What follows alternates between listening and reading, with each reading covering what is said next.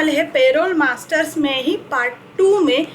पहले पार्ट में हमने सीखा था दोस्तों एम्प्लॉय ग्रुप एंड एम्प्लॉय कैसे क्रिएट करने हैं।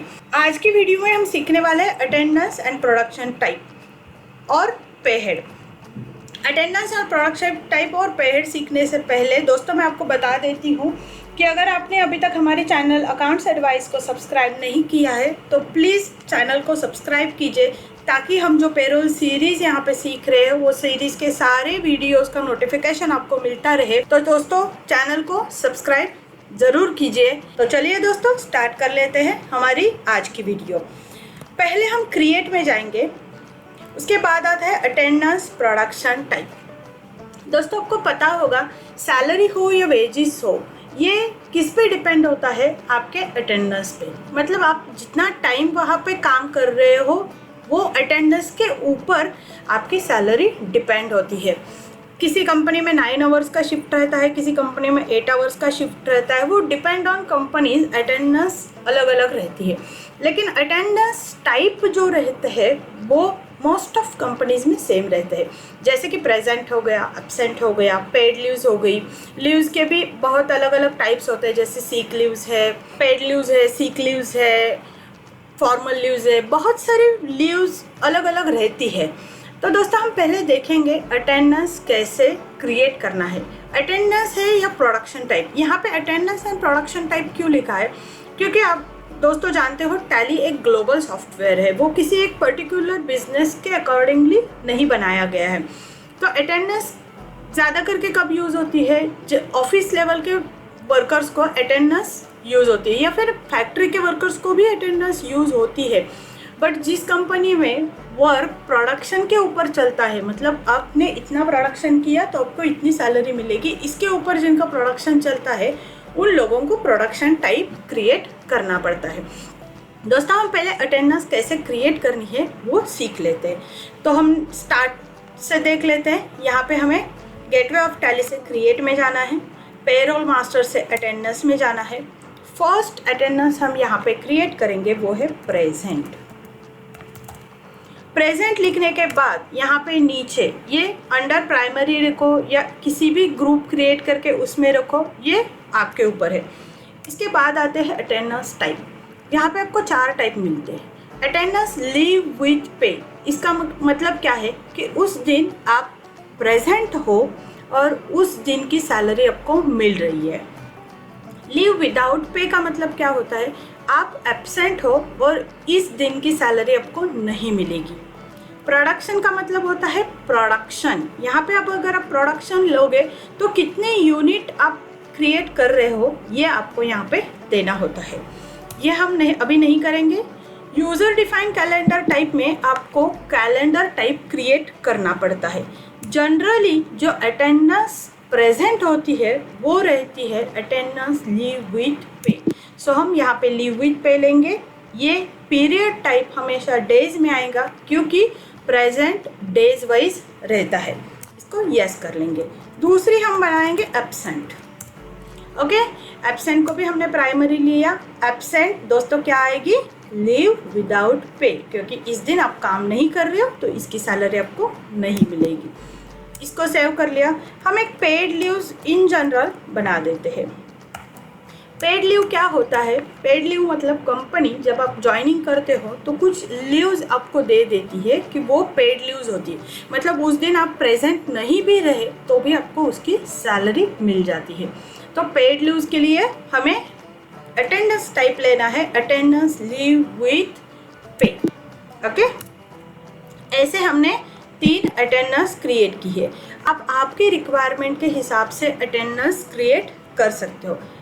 ओके, अटेंडेंस क्रिएट करने के बाद हमें चलना है पे हेड्स में। पे हेड में क्या क्या होता है? दोस्तों आपने देखा होगा जब कंपनी में आप ज्वाइन करते हो तो आपको एक सैलरी स्ट्रक्चर दिया जाता है। सैलरी स्ट्रक्चर में क्या होता है? आपका बेसिक कितना होगा, डीए कितना होगा, टीए कितना होगा, या फिर आपका हाउस रेंट अलाउंस क्या होगा, आपके डिडक्शंस क्या क्या होंगे, इसके बाद आपके नेट पेएबल सैलरी क्या आएगी, इन हैंड सैलरी, वो सारा मतलब पे हेड्स। हम पे हेड क्रिएट कर लेते हैं। पहला पे हेड हमें क्रिएट करना है बेसिक, या फिर आप इसको बेसिक सैलरी भी बोल सकते हो। यहाँ पे हमने बेसिक लिया। बेसिक लेने के बाद जब आप पे हेड इंफॉर्मेशन में जाते हो तो फर्स्ट आपको मिल जाता है पे हेड टाइप। इसमें लिस्ट ऑफ पे हेड टाइप्स है। इसमें डिडक्शन फ्रॉम एम्प्लॉयज़ है, जब आप सैलरी से कोई डिडक्शन कर रहे हो तो हम आपको डिडक्शन लेना है। अर्निंग फॉर एम्प्लॉयज़ मतलब एम्प्लॉई का अर्निंग जो है अर्निंग लेना है। Statutory deduction and contribution, gratuity, ये सारा हम जब हम स्टैट्यूटरी पार्ट देखेंगे तब ये डिस्कस कर लेंगे। हमारी चैनल पे हम स्टैट्यूटरी के भी वीडियोस अपलोड कर रहे हैं, तो दोस्तों इसीलिए हमारी चैनल पे बने रहिए। उसके बाद आता है लोन एडवांसेस। जैसे कंपनी में फैसिलिटीज़ रहती है कि हम सैलरी के अगेंस्ट लोन देते हैं, एडवांस देते हैं, उसको लोन भी बोल सकते हो, सैलरी एडवांस भी बोल सकते हो। अगर कोई वैसा लेजर आप जनरेट कर रहे हो तो लोन एंड एडवांसेस में लेना है। रीएम्बर्समेंट टू एम्प्लॉयज़ मतलब क्या होता है, एम्प्लॉय पहले किसी चीज़ के लिए एक्सपेंसेस करता है। फॉर एग्जांपल देखो, ट्रैवलिंग एक्सपेंसेस हो गया। एम्प्लॉय को कंपनी के काम की वजह से कहीं ट्रैवल करना पड़ा तो वो एम्प्लॉय पहले खुद एक्सपेंसेस करता है और फिर उसके कुछ टिकट्स वगैरह सबमिट करने के बाद एम्प्लॉय को रीएम्बर्समेंट मिलता है। ऐसा कोई पे हेड अगर आप कर रहे हो तो आपको रीएम्बर्समेंट ऑफ एम्प्लॉयज़ लेना चाहिए। यहाँ पे हम बेसिक सैलरी कर रहे हैं तो वो अर्निंग फॉर एम्प्लॉयज़ है, तो हम यहाँ पे अर्निंग लेके या आप फिक्स्ड रखो, वेरिएबल रखो, ये डिपेंड आपके ऊपर रहता है। आप यहाँ पे डायरेक्टली इनडायरेक्ट एक्सपेंसेस में दिखा सकते हो या फिर आप यहाँ पे ग्रुप क्रिएट कर सकते हो। जैसे हम सैलरी का ग्रुप क्रिएट करेंगे, ये बेसिकली आएगा इनडायरेक्ट एक्सपेंसेस में ही, लेकिन आपको अगर एक यूनिक या फिर एक ग्रुप के अंदर सारे बेसिक पे हेड या फिर जो भी हम पे हेड जनरेट करें वो दिखाने हैं तो आपको यहाँ पे ग्रुप क्रिएट करना है। हम इसको सेव कर लेंगे। ग्रुप क्रिएट करने के बाद यहाँ पे आएगा अफेक्ट नेट सैलरी। ऑब्वियस जो बेसिक पे हेड है वो आपके नेट सैलरी मतलब जो आप इन हैंड सैलरी लेते हो उस पर इफेक्ट करता है, तो आपको यस लेना है यहाँ पे। उसके बाद दोस्तों आता है name to be displayed in pay slip, मतलब आपको जो हर महीने एक पे स्लिप दी जाती है कि आपके इस महीने की अटेंडेंस इतनी है, इस अटेंडेंस के ऊपर आपकी इतनी सैलरी बनती है, ये सारी डिटेल्स हमें पे स्लिप में मिल जाती है। उस पे स्लिप में आपको इस पे हेड का नाम क्या दिखाना है, तो आप यहाँ पे बेसिक लिख सकते हो, बेसिक सैलरी लिख सकते हो, जो भी आपको वहाँ पे डिस्प्ले करना है प्रिंट में ये आपको यहाँ पे देना है। उसकी ग्रेचुइटी हम ग्रेचुइटी में देख लेंगे। कैलकुलेशन टाइप्स ऑफ कैलकुलेशन में आपको 5 टाइप्स मिल जाते हैं। एज ए कंप्यूटेड वैल्यू आता है, एज यूजर डिफाइंड वैल्यू आता है, फ्लैट रेट आता है, on attendance and production.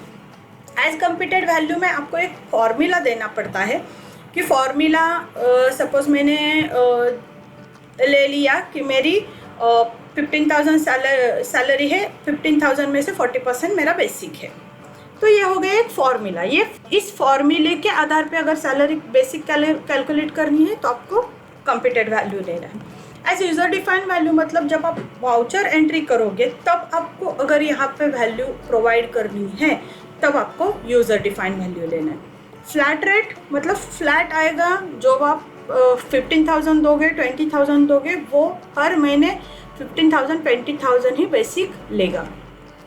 On attendance जब आप किसी भी कंपनी में काम करते हो तो सैलरी डिपेंड करती है आपके अटेंडेंस के ऊपर। सो हमेशा जब भी आप बेसिक सैलरी या फिर कोई भी सैलरी का पे हेड जनरेट करें तो मोस्ट प्रोबेबली इसको ऑन अटेंडेंस रखते हैं। ऑन प्रोडक्शन ये मैन्युफैक्चरिंग कंपनी में ज़्यादा करके यूज़ किया जाता है। प्रोडक्शन के ऊपर अगर आपको सैलरी देनी है तो आप ऑन प्रोडक्शन ले सकते हो। हम यहाँ पे लेंगे ऑन अटेंडेंस। दोस्तों हमने कुछ अटेंडेंस टाइप्स क्रिएट किए थे, वो अटेंडेंस आपको यहाँ पे लिस्ट में मिल जाएंगे। यहाँ पे हमें जनरली लेना है ऑन प्रेजेंट। सैलरीज कैसे रहती है, मंथ्स में रहती है, डेज में रहती है, फोर्टनाइट में रहती है, वीक्स में रहती है। जनरली सैलरी मंथ्स में दी जाती है तो हमें यहाँ पे मंथ लेना है। यहाँ पे as per calendar period, as per calendar period का मतलब क्या रहता है, आपके कैलेंडर में जो भी मंथ्स है, मतलब जैसे जनवरी है तो 31 डेज हो गया, फरवरी है तो 28-29 डेज हो गया, मार्च है तो 31 डेज हो गया, अप्रैल है तो 30 दिन हो गया। इस तरह से कैलेंडर पीरियड के हिसाब से आपको कैलकुलेशन मिल जाएगा। यूज़र डिफाइंड मतलब यूज़र तय करेगा कि मेरे 30 दिन है कैलेंडर में, 25 डेज है।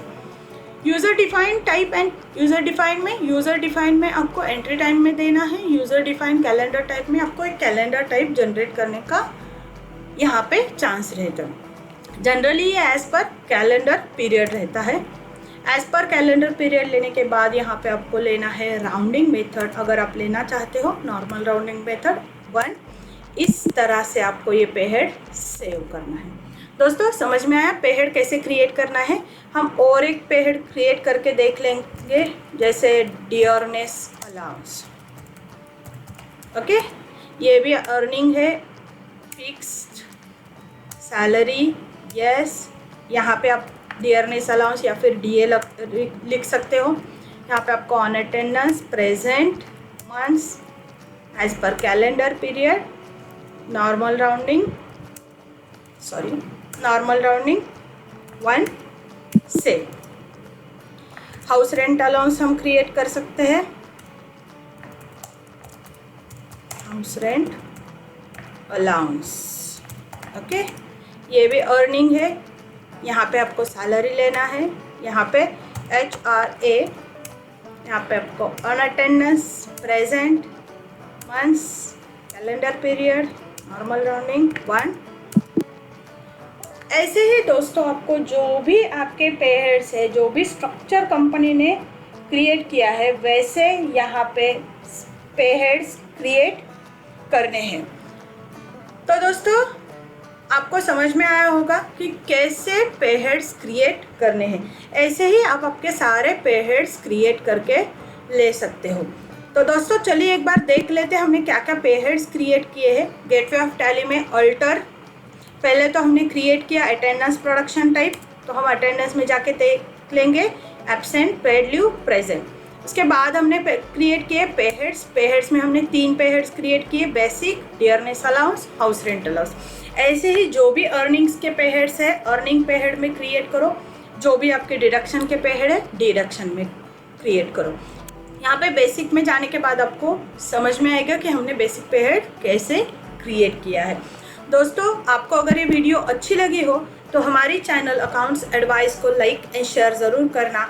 और हमारी नेक्स्ट वीडियो जो आने वाली है कि हमें अटेंडेंस वाउचर्स कैसे करने हैं और सैलरी प्रोसेस कैसे करनी है, ये वीडियोस देखने के लिए हमारी चैनल अकाउंट्स एडवाइस को सब्सक्राइब करना, ताकि आपको जब हमारी वीडियोस अपलोड हो तो उसका नोटिफिकेशन मिल जाए।